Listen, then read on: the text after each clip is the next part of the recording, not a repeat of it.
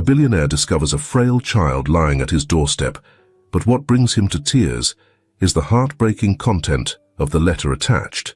The rain was relentless, a downpour that seemed intent on washing the city clean of its sins.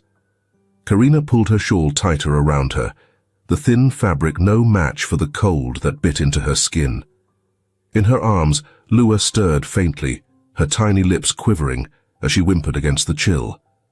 The wrought-iron gates of the mansion loomed ahead, a fortress of wealth and privilege that felt as unreachable as salvation. Karina hesitated, her breath fogging in the night air. What right did she have to approach this place? And yet, there was no other choice. She adjusted Lua, her hands trembling, and took the first step toward the grand oak doors. The world had not been kind to Karina. Her fingers, calloused and worn, told the story of long days spent scrubbing floors and stitching seams, trying to make a life for herself and her child. Lua had been her light, her reason to endure the relentless march of hardship. But tonight, under the weight of despair, Karina felt that light slipping from her grasp. Her thoughts churned as she walked, every memory a dagger. She saw herself at 17, brimming with naive hope, her dreams intertwined with a boy who promised forever. That promise dissolved the moment she told him she was pregnant. His words, sharp and final, echoed even now. "That's not my problem." Karina's grip tightened on Lua. The years that followed had been merciless. No family to turn to, no steady income, just endless nights of exhaustion and whispered lullabies to a baby who didn't yet know the world's cruelty. And now this, her own body betraying her with an illness she couldn't fight. The doctor's voice had been clinical, almost detached. "Late-stage lymphoma," he'd said. "Treatment options are limited, and time isn't on your side." Karina had barely heard the rest. Her mind had been consumed by one thought. Lua. The same cruel fate loomed over her daughter, though for Lua, there might still be a chance, if someone cared enough to try. Karina had spent every waking moment since wrestling with the impossible question. Who would save her if I couldn't?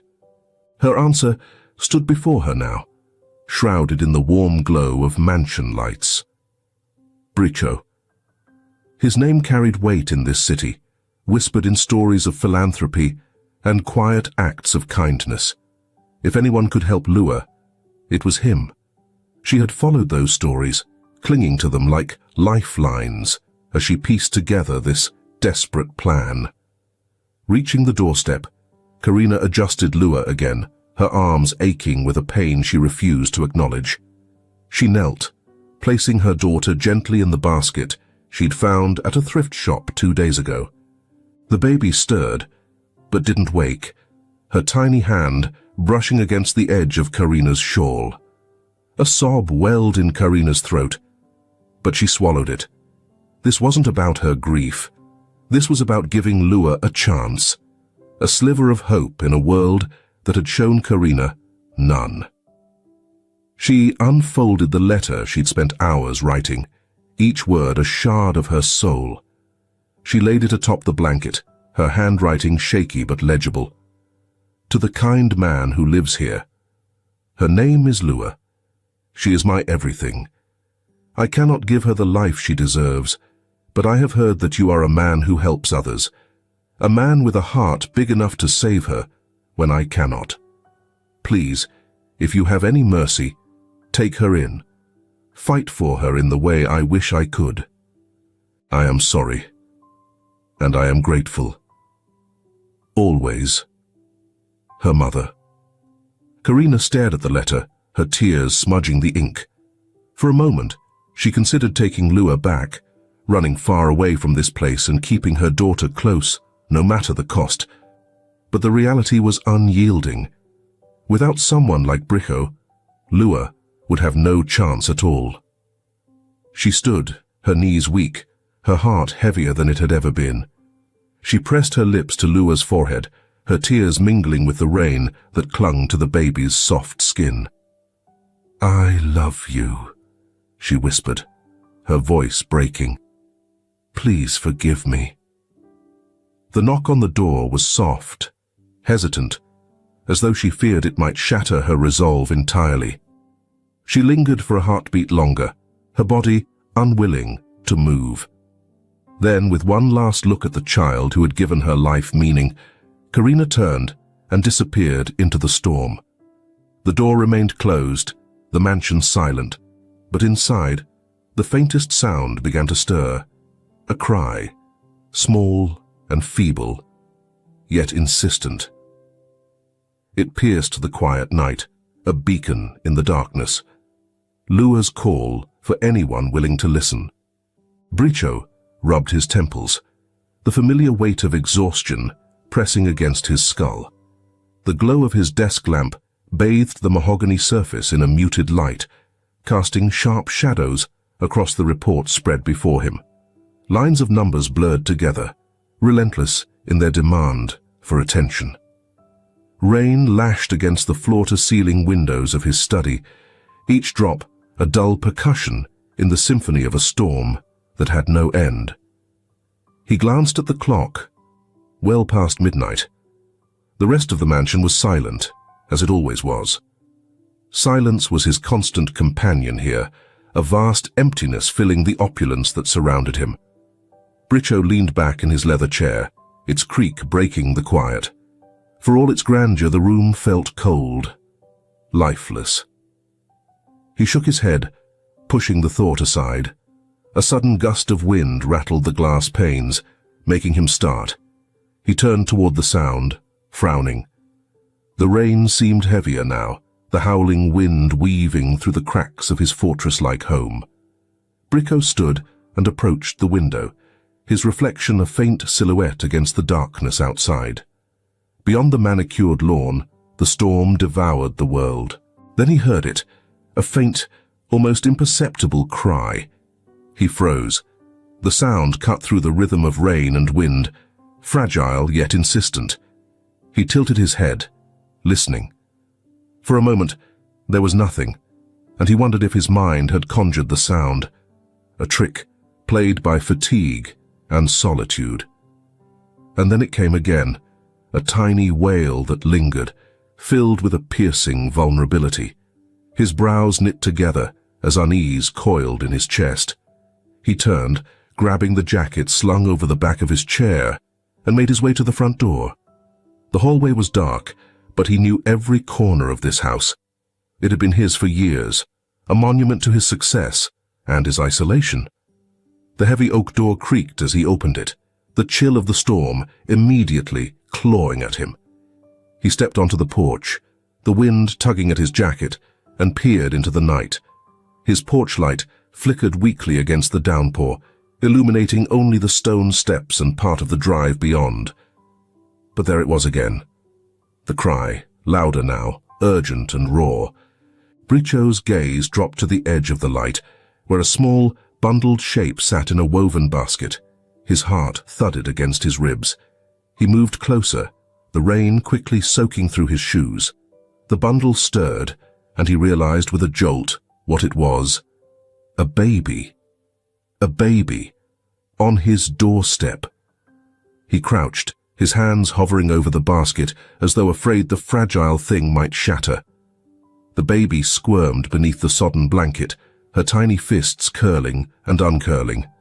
Her face, flushed and damp, scrunched up as she let out another cry. Bricho hesitated, his breath visible in the cold air. For a moment, he could do nothing but stare. Then he saw the envelope tucked neatly beneath the folds of the blanket. The words on the front were smeared. He took the letter with unsteady hands, unfolding it carefully. The paper was thin, the ink slightly blurred, but the handwriting was deliberate, trembling in places. The last words trailed off, as though the writer had run out of strength. There was no signature, no indication of who had written it, or why they'd chosen his home. Bricho stared at the letter, its desperate plea echoing in his mind. The baby's cries pulled him back. Her tiny form shook against the cold, and he realized with a pang of guilt that she was freezing. Instinct took over. He slid his hands beneath her, lifting her carefully. She was impossibly light, her skin chilled through the damp blanket. Her crying softened as he brought her close, and for the first time in years, something inside him stirred, something he hadn't felt since he lost his family. He carried her inside, kicking the door shut against the storm. The warmth of the house enveloped them both, though Bricho barely noticed. His focus was entirely on the fragile life in his arms. She opened her eyes, tiny and glassy, and stared up at him. He froze under her gaze, his heart lurching. For a moment, he couldn't breathe. There was something in her eyes, something that reached deep into him and refused to let go. It was as if she was asking him a question, one he didn't know how to answer. He placed her on the sofa, wrapping her more securely in the blanket. She let out a soft whimper, her fist finding her mouth. He stood over her, his mind racing. What was he supposed to do? He wasn't a father. He wasn't even particularly good with children. His life was built on order, on control. This was chaos. And yet, he couldn't bring himself to look away. The letter was still in his hand. He read it again, the words a heavy weight on his chest. She deserves a chance. A part of him wanted to call the authorities, to pass this responsibility to someone more equipped.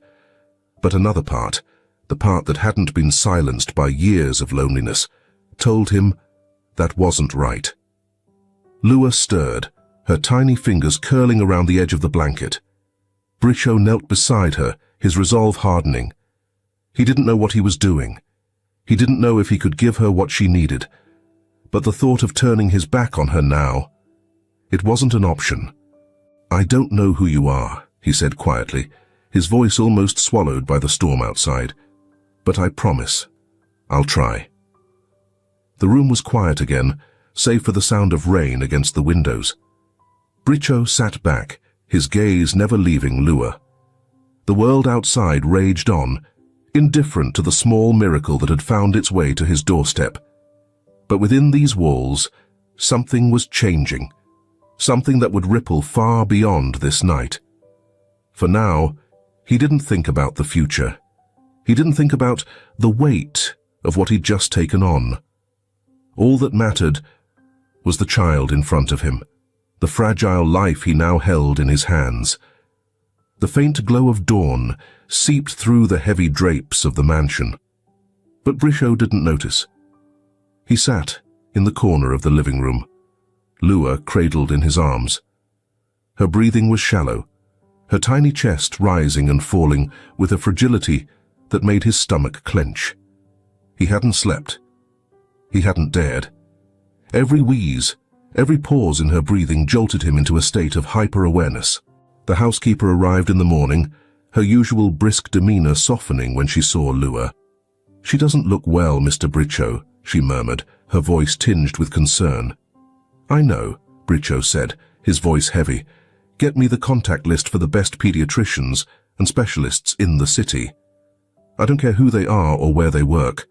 I want someone here. Today." She nodded, her expression uncharacteristically subdued, and hurried off. Bricho held Lua closer, her warmth barely perceptible. He couldn't ignore the truth. She was deteriorating. The thought churned his stomach. By noon, the mansion bustled with activity, a stark contrast to the eerie silence of the night before. Phones rang, voices spoke in hurried tones, and medical names Bricho couldn't pronounce filled the air. But despite his best efforts, the results were all the same. Polite refusals, hesitations, or outright dismissals. "This case is beyond our expertise," one doctor had said, his tone regretful but firm. Another suggested sending the baby to a specialized clinic, though none guaranteed results. Bricho slammed the phone down, frustration bubbling into anger. The helplessness gnawed at him, a feeling he hadn't experienced in years. He was a man of action, a problem solver, someone who could bend the world to his will. Yet here he was, powerless against the tiny life slipping through his fingers. As the evening fell, Lua's condition worsened. Her once feeble cries had faded into silence, her small body limp in his arms. Panic clawed at Bricho's chest as he dialed yet another number, his hands trembling. "Stay calm," a voice on the other end instructed. It was an emergency doctor, one of the few willing to advise remotely. "If she starts convulsing, lay her on her side and make sure her airway is clear. Do you understand?"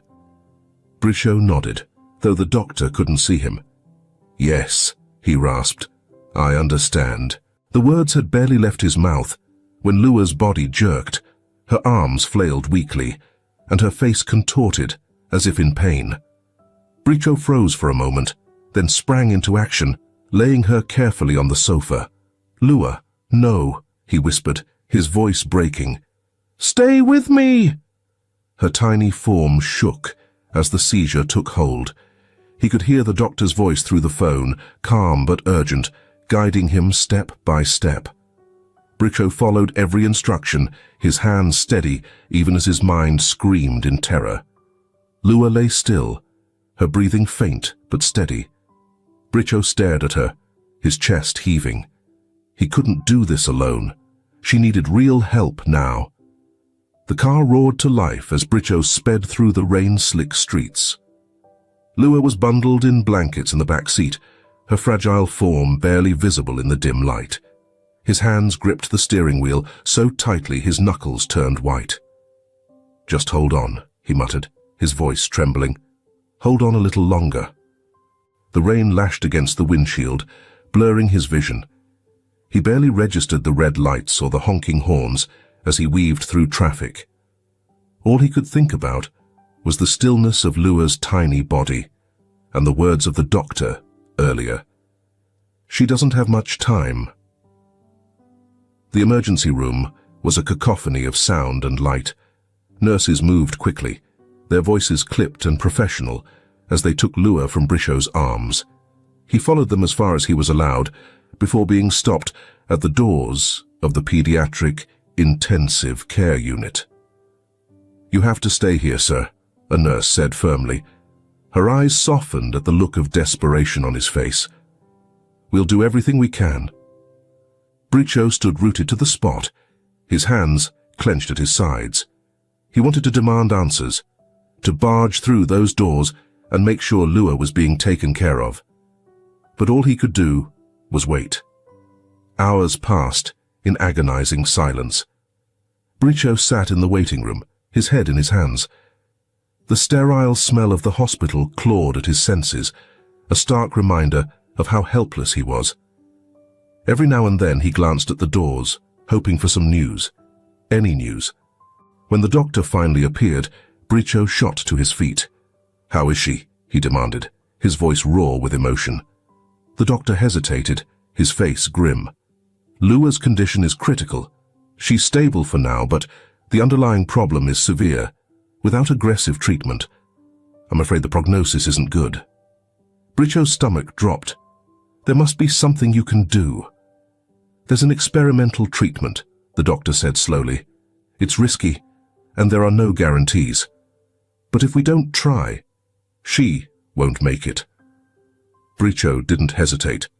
"Do it," he said firmly. "Whatever it takes." The doctor nodded, his expression serious. "We'll start immediately, but you should prepare yourself. This will be a long and difficult road." Bricho watched as the doctor disappeared back through the doors, his heart heavy. He sank into the nearest chair, exhaustion washing over him. For the first time in years he prayed, not to any god in particular, but to the universe, to fate, to anything that might listen. "Please," he whispered, his voice cracking, "don't take her away from me." As the hours dragged on, Bricho's mind wandered. He thought of the letter left with Lua, the plea for help that had led her to his doorstep. He thought of her mother, a stranger whose desperation mirrored his own. And he thought of Lua, her tiny hand gripping his finger, her eyes filled with a silent question he still didn't know how to answer. The night wore on, and Bricho remained in that chair, waiting. He had no idea what the future held, but one thing was clear. He wasn't giving up. Not on Lua. Not now. Not ever. The small hospital chapel was a sanctuary of quiet amidst the chaos. Bricho sat alone on the wooden pew, his elbows resting on his knees, his head bowed low. Candles flickered along the walls, their flames casting soft shadows that danced in rhythm with the faint hum of fluorescent lights overhead. Outside the stained glass windows, the storm raged on, but inside, the air was heavy with an almost suffocating stillness. He hadn't prayed in years, not since the accident. The memories of that day, the twisted metal, the shattered glass, the stillness that followed, rose unbidden in his mind, choking him. He clenched his fists, forcing the thoughts down. This wasn't about the past. This was about Lua. "I don't even know if anyone's listening," he murmured, his voice hoarse. "But if you are, please don't take her. Don't take her too." His words dissolved into the quiet, swallowed by the chapel's solemn atmosphere. He looked up, his eyes scanning the altar. The figure of the Virgin Mary gazed back at him, serene and distant. For a moment, he felt foolish. What good were prayers in the face of science and medicine? And yet, he had nothing else to give. The sound of footsteps broke his thoughts. He turned to see a man standing at the entrance, his white coat slightly rumpled, a stethoscope draped around his neck. The man was tall and lean, his hair streaked with grey, his face marked by years of long nights and impossible cases. He hesitated for a moment, as if deciding whether to speak, before stepping inside. "You're Lua's guardian?" the man asked, his voice low but steady. Bricho stood, nodding. "Yes. How is she?" The doctor approached, his expression unreadable. "My name is Ernesto," he said, offering a hand. Bricho shook it, his grip firm but desperate. "I heard about her case from the ICU team. It's complicated." Bricho's chest tightened. He had grown to hate that word. Complicated. It was the kind of word people used when they wanted to soften the blow of something unbearable. "I don't care how complicated it is," he said sharply. "Just tell me there's something you can do." Ernesto studied him for a moment before nodding toward the pews. "Let's sit." Reluctantly, Bricho followed, his body tense as he lowered himself back onto the wooden bench. Ernesto leaned forward, resting his hands on his knees. "Lua's condition is critical," he began. "Her immune system is failing, likely due to a rare genetic disorder. Conventional treatments aren't enough. But—" he hesitated, choosing his words carefully. "There's an experimental therapy. It's still in its early stages, and the risks are significant." "What kind of risks?" Bricho asked, his voice sharp. "Rejection, infection, organ failure." Ernesto met his gaze, his tone frank but compassionate.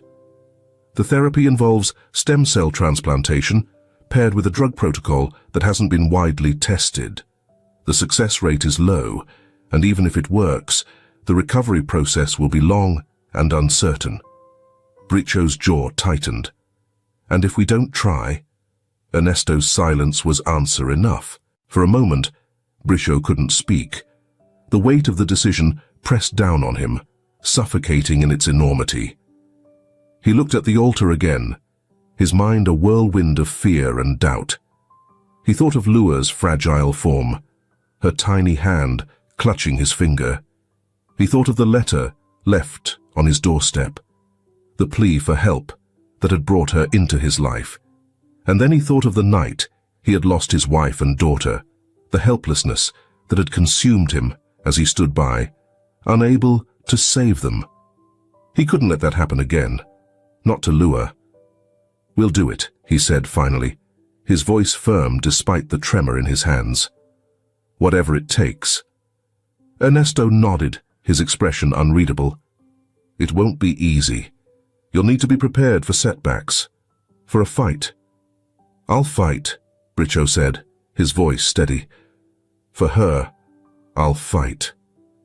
The next few days passed in a blur of medical jargon, consent forms, and sleepless nights.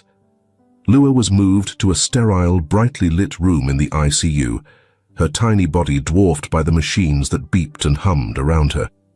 Bricho stayed by her side, his chair pulled close to the bed. He rarely left, surviving on stale coffee and sheer determination. The first round of treatment began with a series of tests. Lua's tiny veins were pricked and prodded, her body subjected to procedures that made her cry out in pain. Each cry was a dagger to Bricho's heart, but he forced himself to stay calm, to soothe her with soft words and a steady hand. "It's okay, Lua," he whispered, stroking her hair. "You're stronger than this, stronger than me." Ernesto visited often, his presence a mix of reassurance and reality checks. "She's responding well so far," he said one evening, his tone cautious. "But it's still early. We won't know for sure until the next phase." Bricho nodded, his gaze never leaving Lua. "I trust you," he said quietly. "Just don't give up on her." "We won't," Ernesto promised, "but she's going to need you. More than ever."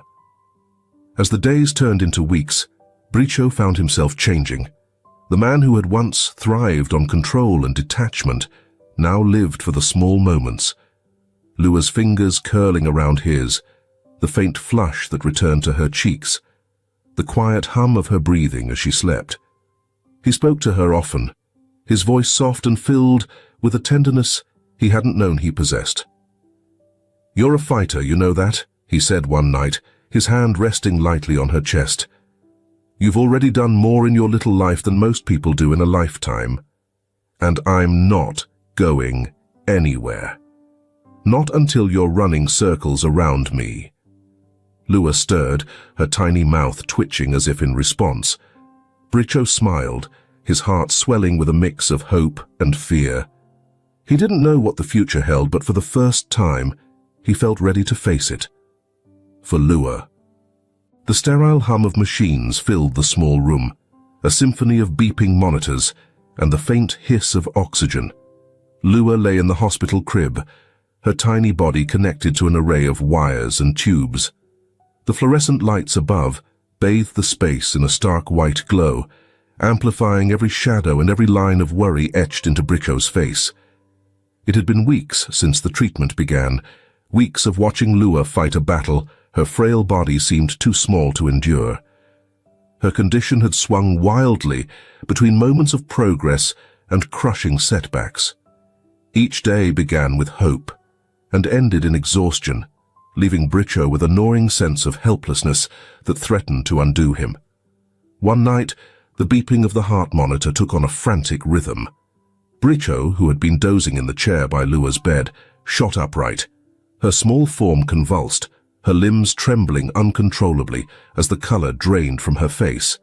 "Lua!" he cried, his voice raw with panic. He slammed the emergency button, and within seconds, nurses and doctors flooded the room. "Seizure," one of them called out. "Administer diazepam, 0.2 milligram." Bricho was pushed aside, forced to watch helplessly as they worked to stabilize her. Time slowed, each second stretching into an eternity as he clung to the doorframe, his fists clenched so tightly, his nails dug into his palms. Ernesto arrived moments later, his face a mask of calm urgency. He barked orders with precision, his hands steady as he adjusted the ventilator. "She's fighting," he said under his breath, though Bricho wasn't sure if the words were meant for him or for Lua. The minutes dragged on until finally the convulsions subsided.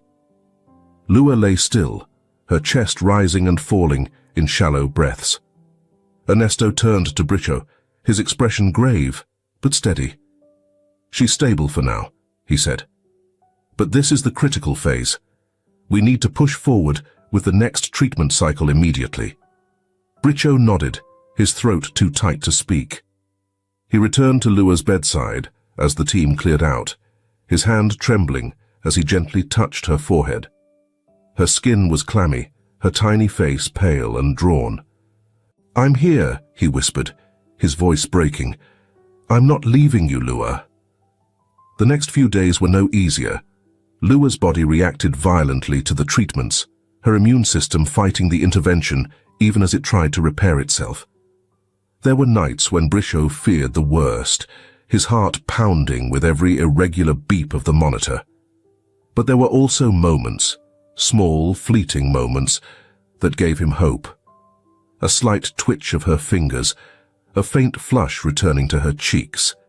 He clung to those signs like lifelines, refusing to let despair take hold. Ernesto remained a constant presence, his calm demeanor anchoring Bricho through the storm. "She's a fighter," he said one evening, as they reviewed her latest test results. "I've seen cases like this before. The ones who make it are the ones who fight." Bricho nodded, his eyes never leaving Lua. "She's stronger than she looks." One morning, after another sleepless night, Bricho sat slumped in the chair by Lua's bed. His head rested on the edge of the crib, his fingers lightly curled around hers. The room was quiet, the soft rhythm of the monitors the only sound. He stirred as he felt movement beneath his hand. Lua's tiny fingers twitched, then wrapped weakly around his. His eyes flew open, and for a moment he wondered if he'd imagined it. But then he saw her eyes, half open, bleary, but unmistakably alive. A soft gurgle escaped her lips, followed by the faintest twitch of her mouth. A smile. It was small, fleeting, and barely there, but it was a smile. Bricho froze, his heart pounding in his chest. The world seemed to tilt, everything narrowing to this one. Perfect moment. "Lua," he whispered, his voice trembling. Tears filled his eyes as he leaned closer, his free hand gently brushing her cheek. "You're still here." Her smile faded as her eyes fluttered shut again, exhaustion overtaking her. But she was breathing, steady and sure. Bricho exhaled shakily, a laugh escaping him, a laugh filled with relief and disbelief. Ernesto entered moments later, his brow furrowing as he took in Bricho's expression. "What happened?" "She smiled," Bricho said, his voice thick with emotion. "She smiled at me." Ernesto approached the crib, his eyes scanning Lua's vitals. A faint smile tugged at his lips. "Her body's responding," he said softly. "It's early, but this is a good sign." Bricho nodded, his hand still clasping Lua's. He felt a warmth in his chest, a weight lifting that he hadn't realized he was carrying. For the first time in weeks, hope felt tangible, real. In the days that followed, Lua's condition steadily improved. Her color returned, her movements grew stronger, and the machines that had once been her lifeline began to fade into the background. Each small victory, her first laugh, her first attempt to grasp his finger, felt monumental, a testament to her resilience. Bricho found himself smiling more, laughing even.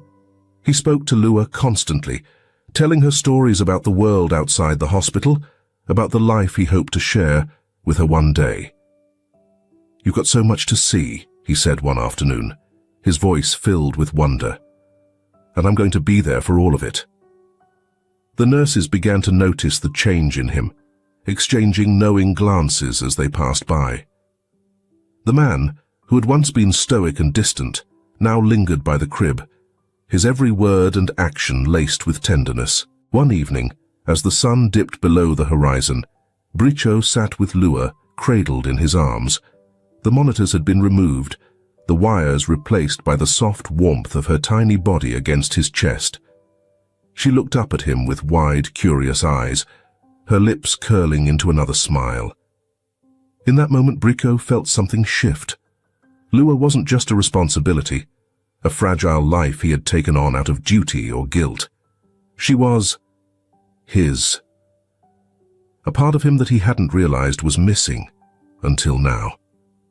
He pressed a gentle kiss to her forehead, his heart full to bursting. "You're not just my miracle, Lua," he whispered. "You're my everything." The room was quiet, the storm outside finally abating, and for the first time, Brico felt a peace he hadn't known in years. The sun filtered gently through the tall windows of the mansion, casting golden rays across the polished wooden floors. The stillness of the morning was serene, a stark contrast to the stormy chaos of recent weeks. Brico stirred awake in his room, the faint hum of birdsong outside breaking through the fog of sleep. His first thought, as always, was Lua. He reached for the baby monitor on the nightstand, its quiet static a reassurance he had grown to depend on. But today, it was silent. Frowning, he sat up, his heart skipping a beat. The silence was wrong. He hurried out of bed, the cool floorboards pressing against his bare feet as he rushed down the hallway toward Lua's room. "Lua," he called softly, pushing open the door. The crib was empty. His breath caught, panic surging through him. He scanned the room, his mind racing. The blanket that Lua had been wrapped in the night before lay folded neatly on the mattress, as though she had never been there. "Lua!" he shouted, his voice echoing through the vast halls of the mansion. His pulse thundered in his ears as he tore through the house, checking every room, every corner where she might have been taken. The staff, startled by his frantic movements, joined the search, but no one had seen or heard anything unusual. Brico's mind spiraled with dread. Had someone broken in? Taken her? But why? And how had they managed to get past the mansion's security unnoticed? He finally stopped in the living room, his chest heaving, his hands gripping the edge of a chair for support. Then he heard it, a soft murmur coming from the library. His head snapped toward the sound, his body tense as he moved quickly toward the door. He pushed it open and froze. A woman sat on the floor, cradling Lua in her arms. Her dark hair was damp, clinging to her face, and her clothes were rumpled, as if she had been traveling for days. Lua lay nestled against her, calm and quiet, her small hand grasping a strand of the woman's hair. The woman looked up at him, her eyes wide with a mix of fear and defiance. "Please," she said softly, her voice trembling. Brico's body moved before his mind caught up, crossing the room in swift strides. "Who are you?" he demanded, his voice sharp, his eyes locked on Lua. "What are you doing with her?" The woman held Lua tighter, her gaze pleading. "I'm her mother. My name is Karina." Brico stopped, the name ringing. The letter, the desperate handwriting. He stared at her, his chest tightening. "Karina," he repeated, his voice quieter now. "You left her on my doorstep. Why are you here now?" Tears welled in Karina's eyes, but she didn't look away. I had to see her. I couldn't stay away any longer. I thought I could. But every day, I felt like I was losing a part of myself. She looked down at Lua, her fingers brushing gently against the baby's cheek. "She's my everything." Her voice cracked, and for a moment, Brico saw not a stranger, but a mother who had been stretched to her breaking point. "I thought I was doing the right thing," Karina continued, her voice barely above a whisper. "I thought leaving her with someone like you would give her a chance. But I was wrong. I can't—" Her breath hitched. "I can't live without her." Brico's initial fury ebbed, replaced by a wave of conflicting emotions. He crouched down, his eyes level with Karina's. "Do you have any idea what you've done?" he asked, his tone a mixture of anger and exasperation. "Do you know how much danger you put her in by sneaking in like this?" Karina flinched, her grip on Lua tightening. I wasn't trying to hurt her. I didn't know if I'd ever see her again. Bricho rubbed a hand over his face, trying to rein in his frustration. And what if you'd woken her? What if something had happened to her while you were sneaking around? She's been through hell, Karina. She's still recovering. I know, Karina said, her voice breaking. I know I was selfish, but I had to see her. I had to hold her just once more. Bricho sighed, his anger softening as he saw the raw emotion in her eyes. He sat back on his heels, his gaze shifting to Lua, who looked up at him with a contented expression, as if oblivious to the tension around her. She's stronger than I ever imagined, Bricho said softly, his voice carrying a note of pride. She's fought so hard to be here. Karina nodded, tears streaming down her face. Because of you. You saved her. Bricho shook his head. No, she saved herself. I was just there. The room fell into silence, the weight of the moment settling over them. Finally, Bricho spoke again. You need to tell me everything, Karina. Why you left her, why you came back, and what you plan to do now. Karina hesitated, then nodded, her shoulders slumping as though a great weight had been lifted. I'll tell you everything, she said, but please, let me hold her a little longer. Lua lay peacefully in her crib nearby, her soft coos filling the silence as Bricho and Karina sat across from each other. The tension between them was palpable, as if the unspoken words hung in the air like a fragile thread ready to snap. Bricho leaned forward, his elbows on his knees, eyes locked on Karina. You said you'd explain everything, he reminded her, his voice firm but calm. Why now? Why after all this time? Karina hesitated, her fingers clutching the hem of her worn sweater. Her face was pale, and the dark circles under her eyes betrayed the exhaustion she had carried for far too long. I didn't want to leave her, she began, her voice barely above a whisper. I thought I was doing the right thing, but it was killing me. Bricho studied her, his expression unreadable. And sneaking into my house. That was your idea of making things right. I didn't plan it, Karina admitted, looking down at her hands. I wanted to see her, to know if she was safe. I wasn't expecting... Her voice faltered, her gaze drifting toward Lua, whose tiny hand peeked out from under her blanket. Bricho sighed, running a hand through his hair. You put her at risk, Karina. She's been through too much. I know, Karina interrupted, her voice trembling, but I've been through too much too. She looked up, her eyes glistening with unshed tears. Do you think it was easy for me to leave her, to walk away from my own daughter? Every night I wondered if I'd made the right choice, if I'd ever see her again. And now... She trailed off, her shoulders sagging. Her breathing grew labored, and a faint sheen of sweat appeared on her forehead. Karina. Bricho's voice sharpened as he noticed her growing pallor. Are you all right? I'm fine, she murmured, shaking her head. But her hand trembled as it reached for the edge of the sofa, her knuckles turning white. I just need... Her sentence ended abruptly as her eyes fluttered shut, and her body went limp, slumping forward. Karina! Bricho shouted, lunging to catch her before she fell. His heart pounded as he eased her onto the floor, her face ashen and her breathing shallow. Stay with me, he urged, his voice laced with panic. He pressed 2 fingers to her neck, finding a faint, erratic pulse. Without wasting another second, Bricho scooped her into his arms and carried her to the front door. Stay here with Lua, he barked at the stunned housekeeper as he rushed past her. She nodded wordlessly, her face pale with shock.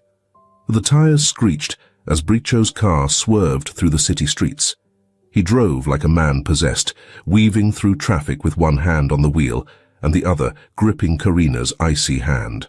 Her head rested against the passenger seat, her breaths shallow and uneven.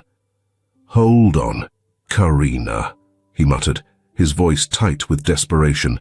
"Just hold on." The hospital came into view, its emergency room entrance glowing like a beacon.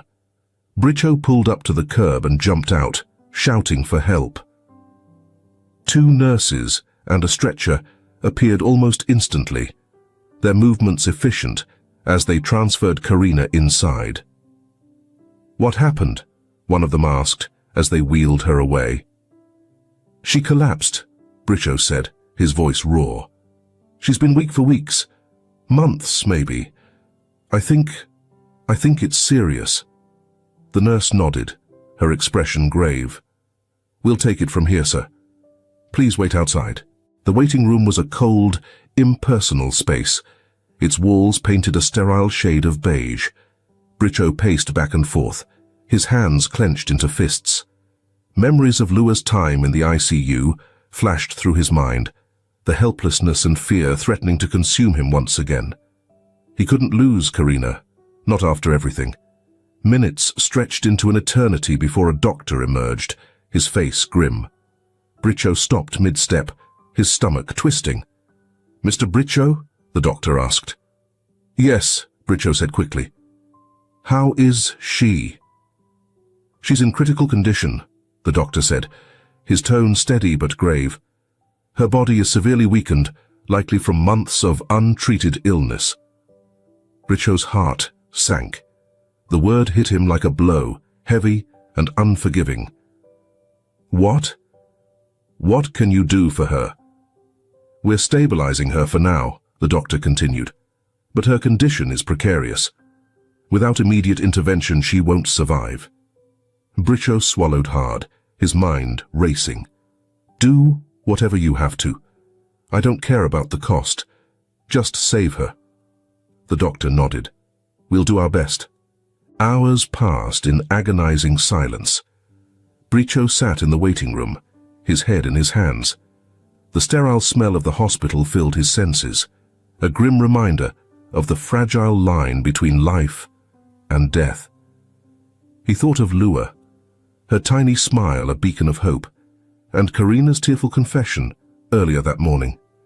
He couldn't let her die, not when she had fought so hard to be here. Finally, the doctor returned, his expression weary. "She's stable for now," he said, "but the cancer is advanced.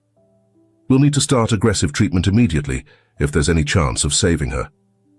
Bricho nodded, his resolve hardening. "Do it," he said, his voice firm. "She's not going anywhere." The doctor hesitated. "Mr. Bricho, the road ahead will be difficult, and even with treatment, the prognosis—" "I don't care," Bricho interrupted. "Just save her."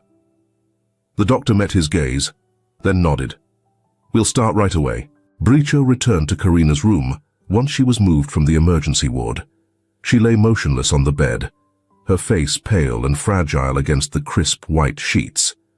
The sight of her like this stirred something deep within him, a mix of anger, sadness, and a fierce determination to fight for her, the way he had fought for Lua.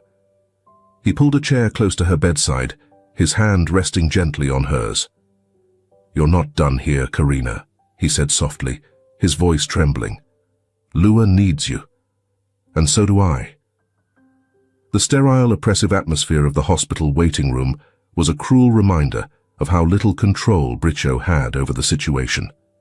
He paced relentlessly, his footsteps echoing off the linoleum floors as he cast nervous glances toward the double doors that led to the intensive care unit. Every tick of the wall clock felt like an eternity. His mind raced as he thought of Karina, her face pale, her body frail, yet still clinging to life. He couldn't lose her. Not now, not after everything they had been through. He had fought so hard to save Lua, and now, against all odds, she was thriving. He wouldn't let death take Karina when there was still a chance, no matter how slim. The doors swung open and Ernesto stepped out, his white coat rumpled, his face lined with fatigue. Bricho stopped mid-step and turned to him, his heart pounding. "She's stable for now," Ernesto said, his tone measured but grim. "But her condition is critical. We've confirmed advanced lymphoma. Without aggressive intervention, she won't make it." Bricho swallowed hard, nodding. "Then let's intervene." Ernesto's expression darkened. "Bricho, you know what this entails. The treatment we used for Lua is experimental, dangerous. Karina's body is already severely weakened. There's no guarantee she'll survive the process." "She doesn't have a choice," Bricho said firmly, "and neither do we." Karina stirred faintly in the hospital bed, her eyes fluttering open to find Bricho sitting at her bedside.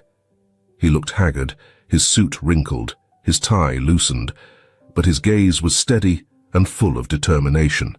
"What happened?" she asked weakly, her voice barely a whisper. "You collapsed," Bricho said, his voice soft but firm.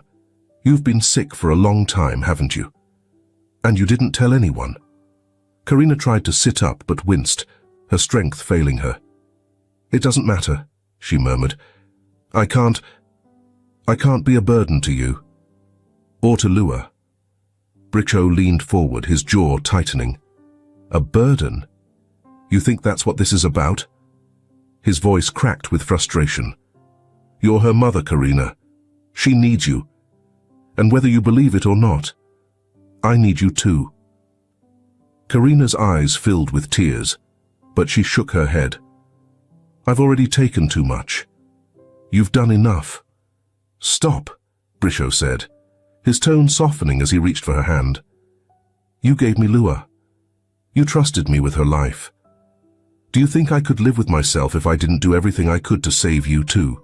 Karina turned her head away, her tears slipping silently down her cheeks. "I'm scared," she admitted, after a long pause. "What if it doesn't work?" Bricho squeezed her hand gently. "Then we'll fight like hell, until it does." The treatment began the next day.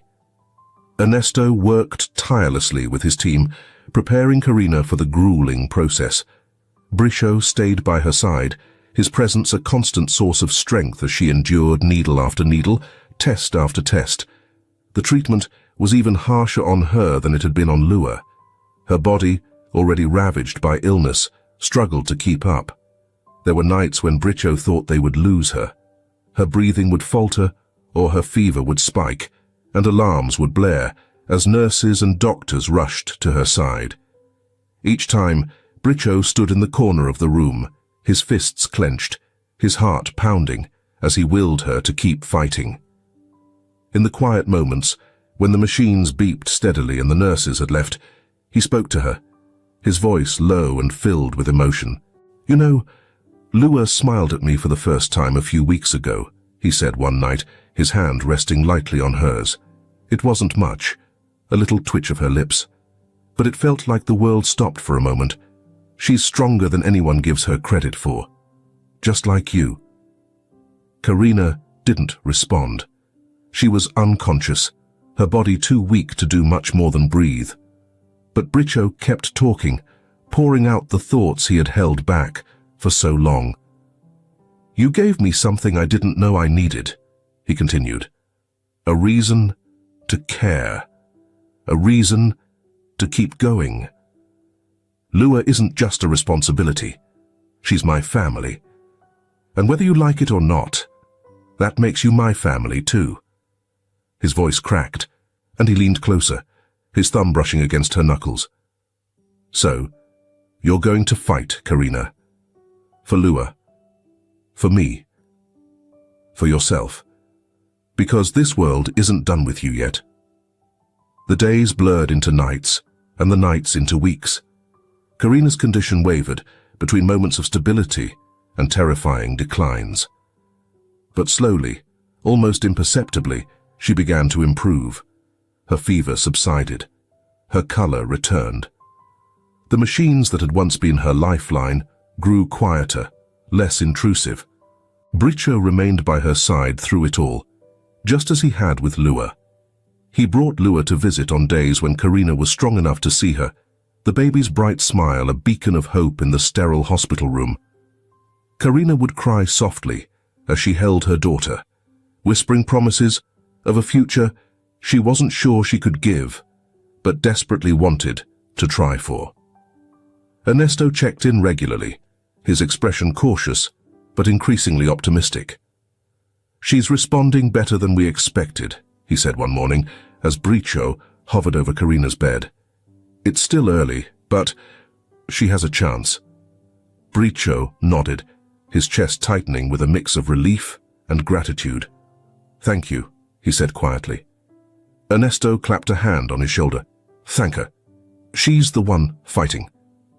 One evening, as the hospital quieted and the city's lights sparkled in the distance, Karina stirred awake. Bricho, who had been dozing in the chair beside her, straightened immediately. "Hey," he said softly, leaning forward. "How are you feeling?" Karina blinked slowly, her gaze meeting his. "Tired," she whispered, "but alive." Bricho smiled, his eyes glistening with unshed tears. "You scared the hell out of me, you know." Karina managed a weak chuckle, her lips curving into the faintest of smiles. "I'm sorry."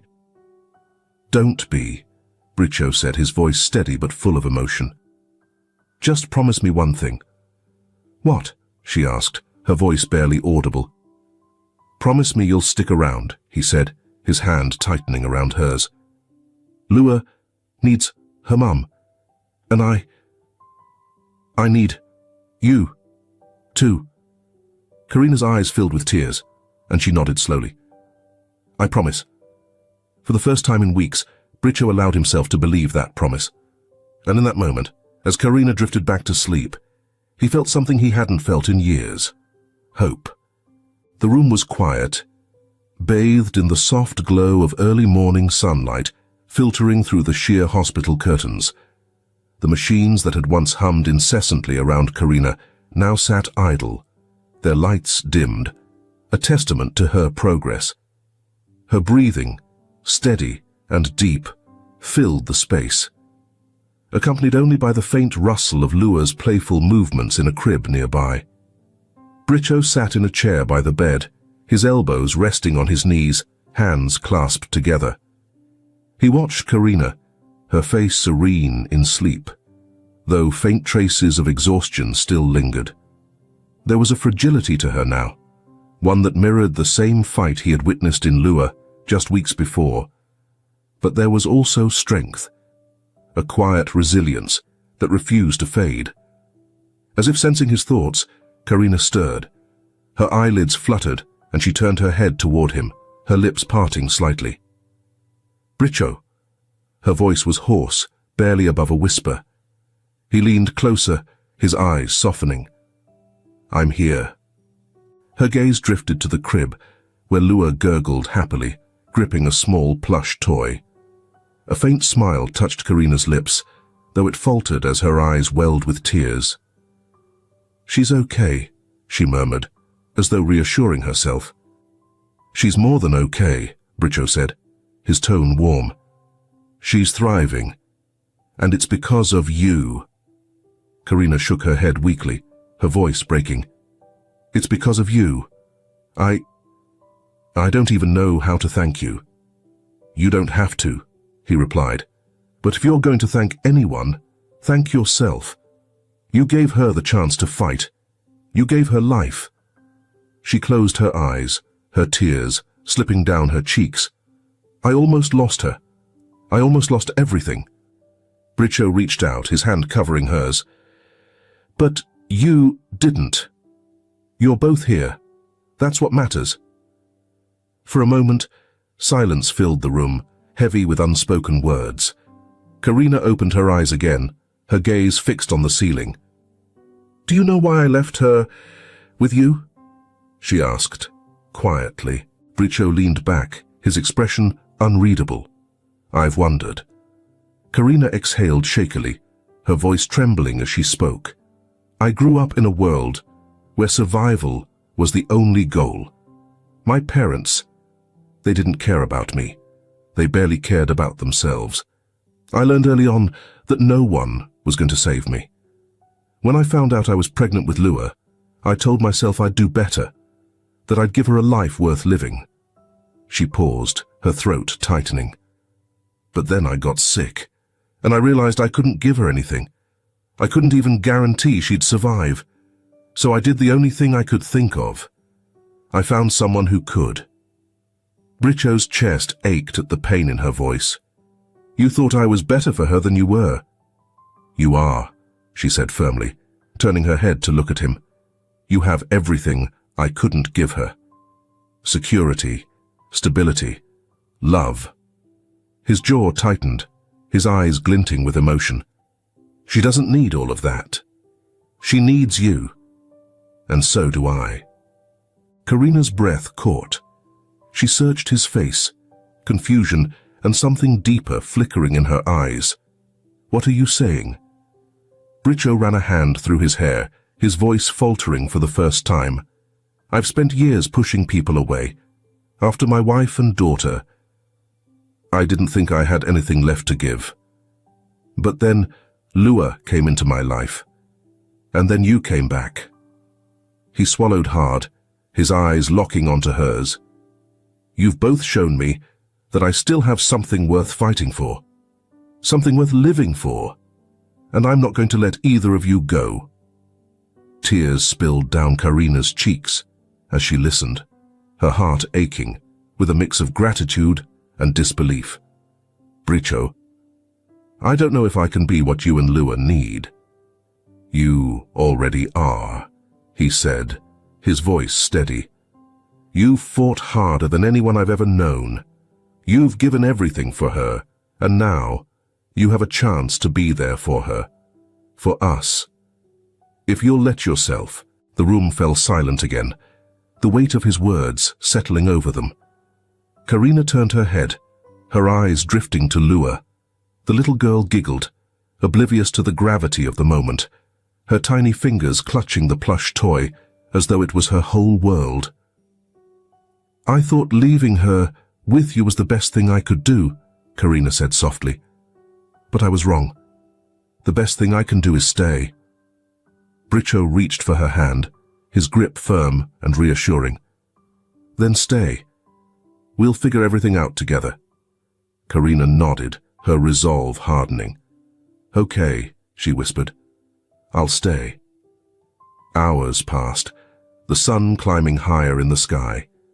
The room grew warmer, filled with the soft sounds of Lua's play and the occasional murmured conversation between Bricho and Karina. For the first time in years, Karina felt something she hadn't dared to hope for, a sense of belonging. Later that evening, as the light outside began to fade, she looked at Bricho, her voice quiet but certain. You saved us both, you know. He shook his head. No, you saved us. You gave us a reason to fight. They sat in comfortable silence, the weight of their shared pain and newfound hope creating a bond that neither of them had expected. Lua let out a small laugh, her eyes sparkling as she reached for Karina's outstretched hand. The morning sunlight streamed through the tall windows of the mansion, painting the marble floors in golden hues. Outside, the gardens brimmed with life. The scent of fresh flowers floated through the air, mingling with the soft chirping of birds as they darted between the branches of ancient oak trees. In the dining room, Lua sat in her high chair, clapping her tiny hands as Karina spooned mashed bananas onto her plate. The little girl giggled, her face smeared with the sticky sweetness of her breakfast. Bricho sat across from them. A newspaper folded on the table next to his coffee cup, but his attention was fixed entirely on the scene before him. She's a natural disaster when it comes to food, Bricho said with a chuckle, leaning back in his chair.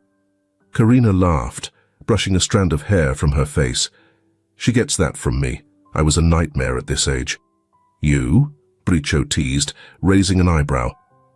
I find that hard to believe. Oh, don't let the calm exterior fool you, Karina shot back, a playful grin tugging at her lips.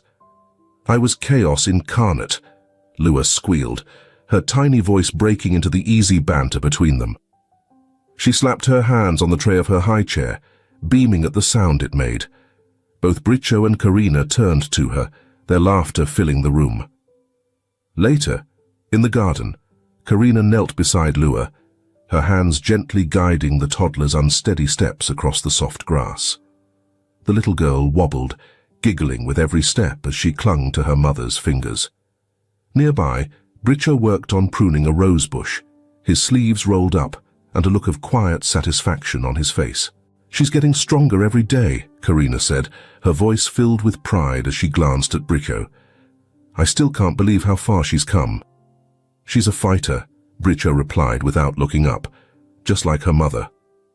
Karina blushed, turning her attention back to Lua. "It's all because of you, Bricho. None of this would have been possible without you." He stood, wiping his hands on a cloth, and walked over to where they were. "You keep saying that," he said gently, crouching down beside them. "But the truth is, you both saved me. I didn't even realize how much I'd been missing until you came into my life." Karina met his gaze, her heart swelling with emotion. "And I didn't realize how much I needed someone to believe in me until you did." Lua, oblivious to the weight of their words, let out a delighted shriek and plopped down onto the grass. The moment dissolved into laughter as both Bricho and Karina reached for her, their hands brushing as they helped the little girl to her feet. As the day stretched on, the three of them found themselves on the back porch. Bricho sat on the swing, Lua nestled in his lap, while Karina curled up beside them with a book. The soft creak of the swing and the rustle of leaves in the breeze were the only sounds, a peaceful melody that wrapped around them like a warm embrace. Lua's eyes began to flutter closed, her small head resting against Bricho's chest. He looked down at her, his expression softening. "She's out," he murmured. Karina smiled, closing her book. "She's had a big day. She'll sleep well tonight." Bricho glanced at her, his gaze lingering. "So will I," he said quietly. "For the first time in years, I actually feel at peace." Karina reached out, her hand brushing against his. "Me too." As the sun dipped below the horizon, painting the sky in shades of pink and gold, the three of them moved to the garden.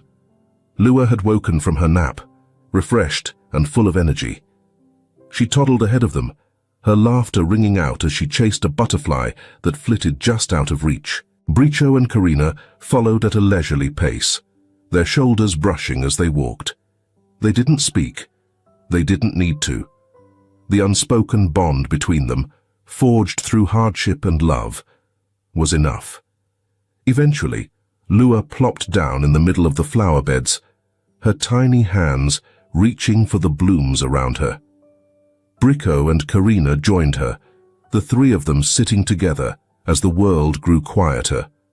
Bricho looked at them, Karina's soft smile, Lua's bright eyes, and felt a surge of something he hadn't known in years, pure, unfiltered happiness. This was his family, imperfect, unexpected, but perfect in its own way. Karina turned to him, her voice barely above a whisper. "Thank you, Bricho, for everything." He shook his head, his lips curving into a smile. "Thank you, for giving me a reason to hope again."